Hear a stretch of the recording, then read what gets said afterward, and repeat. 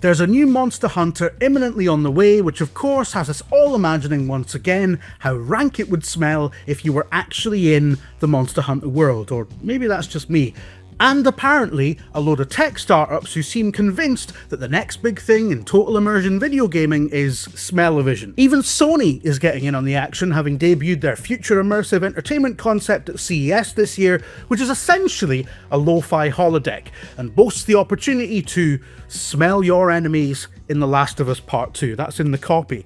I don't know about you, but I'm not jazzed by the idea of smelling the Rat King, or frankly anyone in that world, if I'm being honest. I mean, we all love Joel and Ellie, but they don't exactly look like they get a daily showering, do you know what I mean? In fact, we've got a number of incoming smell-o-vision technologies that are sold to us with marketing-friendly phrases like, imagine smelling the gunpowder in Red Dead Redemption, or imagine the smell of burning rubber in Forza Horizon. And I've got to say, right, firstly, that sounds bogging, and secondly, it's telling that they're not hitting out with stuff like, imagine the overpowering stench of wearing sweaty armour made out of a giant lizard's arse. Sticking with Monster Hunter as an example, everyone in that game is constantly eating big hunks of roast meat and apparently very little else, and they've never addressed how sanitation is handled at base camp, so one can only assume that people are, how can I put this delicately, defecating in the woods, while riddled with all sorts of diseases and afflictions, scurvy probably. It's enough to make you gag just thinking about it. And some of these diddies in Silicon Valley want to put that up your nose. No thanks, mate. In anticipation of that nightmare future, we've come up with a list of games that you definitely don't want to smell, as a public service, and to demonstrate to these companies that nobody needs this. Nobody in gaming is interested in smelling more stuff. The BO at Gamescom is already bad enough. Look, I know it became popular for a while to rag on Batman for mistakenly believing that the best way to tackle high levels of crime at every tier of society was to squeeze into his leather gear every night and head out to the streets to batter the disadvantaged. So the argument goes, this guy's a billionaire, right? If you just taxed him properly, you could fund some Sure Start centres, address the problem at the source, lift people out of poverty instead of punishing them for being afflicted by it. Yada yada yada, shut up, you communist. I am sure that'll make a great Batman comic, mate. Batman being a conservative bondage fantasy isn't the problem with Batman. The problem is that, as the popular Christmas carol goes, he smells. Look, Arkham Knight, for example, is about 5,000 hours long, and he's doing loads of acrobatics, loads of martial arts, hotboxing himself in the Batmobile, and that whole time, he never takes his armour off. Can you imagine the vinegar soup he's got brewing in that codpiece, man? Sickening. You do not want an AI-enhanced smell-o-vision experience of Batman's crotch. Unless you do, I guess it takes all sorts. Scorn is a video game inspired by the work of H.R. Giger, and that means, well, again, there's no delicate way of putting it, it's full of really grotesque sphincters, right? The dude had a thing about front bums and back bums, all slick with manky gloop, and running around in a corridor shooter based almost obsessively on that aspect of his work results in Colonoscopy, the video game, okay? And I don't think I need to elaborate any further on that, and frankly I don't want to.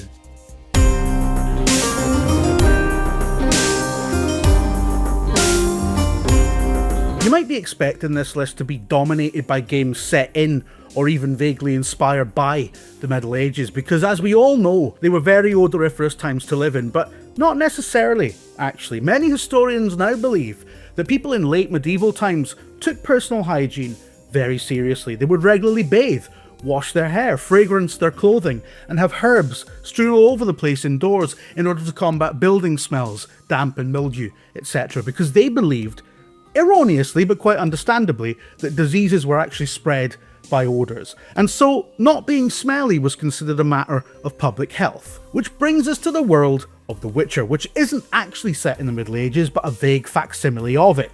It's not medieval, it has medieval vibes, and is therefore unconcerned with whether or not 12th century Gdansk actually smelt of or not. More like 12th century Gestank. The Witcher 3's Novigrad is one of the smelliest looking video game cities ever conceived. There's no bathtubs in anyone's houses, it's dominated by the docks, and sits but a brisk walk away from a vast bog marsh that's full of, war corpses. And for reasons that I don't want to get into, when you first arrive there, there'll be a tinge of ode of burnt hair hitting the back of the throat on top of everything else. And that's before we even get onto the fact that you're playing a guy who will cut a giant monster's head off and then dangle it off the back of his horse for a negligible stat boost. I mean, that's this world's disgusting equivalent of a magic tree air freshener, and Sony thinks you want to smell that? Are they after a collective nut?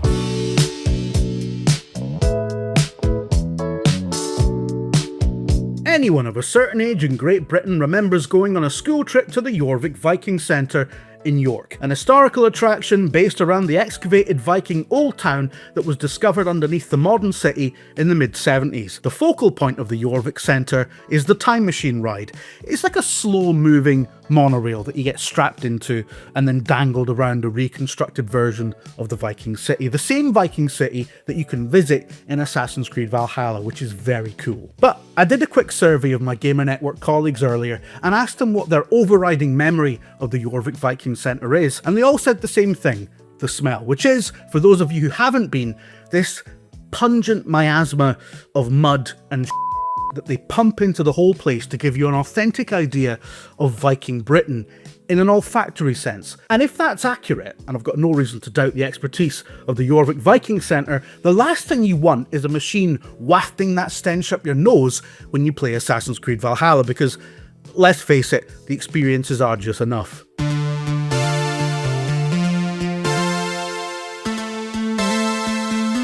The Plague Tale games are historical action adventures set during the 100 Years' War in medieval France. Now, as we previously discussed, the fact that they're set in the past doesn't necessarily make them smelly games. No, what makes them stinky, vile, and putrid is the fact that both games are built around the concept of rat swarms. Hundreds of thousands of rats moving in unison, clustered together to form in effect a macro-organism. They are a fundamental part of the gameplay. They're affected by light and therefore feature in many of the game's traversal puzzles. They're a key part of the combat, and in certain key sequences, you have telepathic control over them like a rodent-based superpower. Now, this is all great, and the Plague Tale games are really, really good. I can't recommend them enough. But the thing is, rats, often the first signs of a rat infestation are droppings because they around 50 times a day. I mean, 50!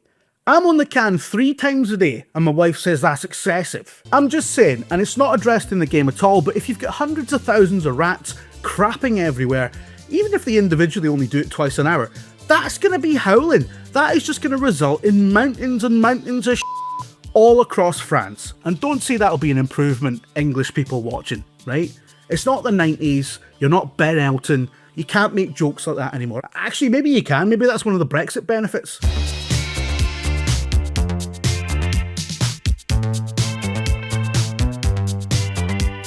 Fallout 3 is a f***ing mess. You mean to tell me that after 200 years these people haven't bothered to tidy up? Listen, if you've got the time to build an entire shantytown out of landfill, you've also got the time to run the hoover round, pick up some of the clutter. But no, the people of the Fallout universe are not house proud in the slightest, and they're perfectly happy to live in trash heaps. And frankly, hell mend them. You know, knock yourself out, guys. But you'd have to be mental to think I want to smell that. Sludge Life is a Devolver Digital published open world graffiti em-up set on a polluted island that's full of Aggie people and literal garbage. So, Great Britain basically. What concerns us here is the fact that there's a big subplot about a cat with 2 arseholes, which you can discover in the game after a lot of Babylon 5 style foreshadowing, which is the closest I could get in this script to a Star Trek tangent, so you'll have to just content yourselves with that if you're one of the 12 people keeping track. I don't have a Babylon 5 model up there because, I mean, where would you even get one now? You know, I'd have to 3D print it or something and paint it myself. It's not worth the hassle. It's only Babylon 5. It's not that good. My cat's only got the 1 arsehole, right? And her jobbies are an atrocity, a direct contravention of the Geneva Convention that it costs us a lot of money and effort to contain. There's a whole system, special gravel, ventilation, bags. If she had more than 1 arsehole, I think I would just have to sell up.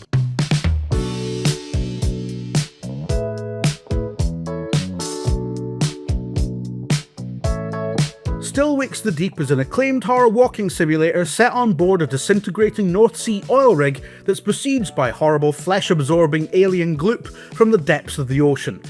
And last year I did a video about how I enjoyed the opening segments more than the rest of the game, where you're just a 70s oil rig worker getting his breakfast before any of the weird stuff happens. And the point I was making in that video is that oil rigs as a concept are just terrifying. You don't have to come up with a load of Cronenbergian bollocks to make an oil rig scary, you just have to make it wobble a bit in the wind. It's a great game, don't get me wrong. I was just using that as a device to talk about the history of North Sea oil disasters and general mining disasters and how they've affected the character of the east coast of Scotland, where I grew up, because it's not something that's often represented in video game form.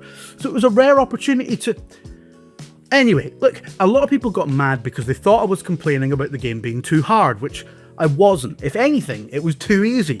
And the best bits of it were actually about getting from one end of the oil rig to another while it was collapsing due to a disaster, not the bits where you had to avoid a big fleshy slug man on a fixed patrol in some of the most boring stealth sections ever devised. And that's all by the by. The point is that these are all people from 1970s Scotland. I'll let you in a secret, right? Scotland stinks now. Back then, it was reeking. The bin men were on strikes, there were piles of rubbish everywhere, people shared their bathwater with their sick siblings. There wasn't such a thing as a bidet or even moistened toilet wipes on these shores back then, so everyone was just cutting about, reeking of their own filth. People didn't eat anything apart from meat pies and spaghetti hoops, and that was the mainland. On the rigs, their conditions were naturally even more Spartan, even more damp, even more emphasis on saving water. Just a wee iron island full of stinking guys from the 70s, reeking of BO, eating beans all the time. If you're one of those tech bros developing an interactive smell machine, ask yourself, do you want to smell a guy who... Actually, do you know what? I don't even need to add to that sentence. Do you want to smell a guy? Because I don't. I am a guy. And I worked very hard not to smell like one. If nothing else, because it's polite. Never mind politics, right? Keep smells out of games. That's a campaign I can get behind. Like and subscribe, right? And listen, if you're from Scotland and you're expecting some sort of official apology from me in the coming weeks, it's not happening, right? If anything, Scotland should apologise to me for giving me this Ewan McGregor accent.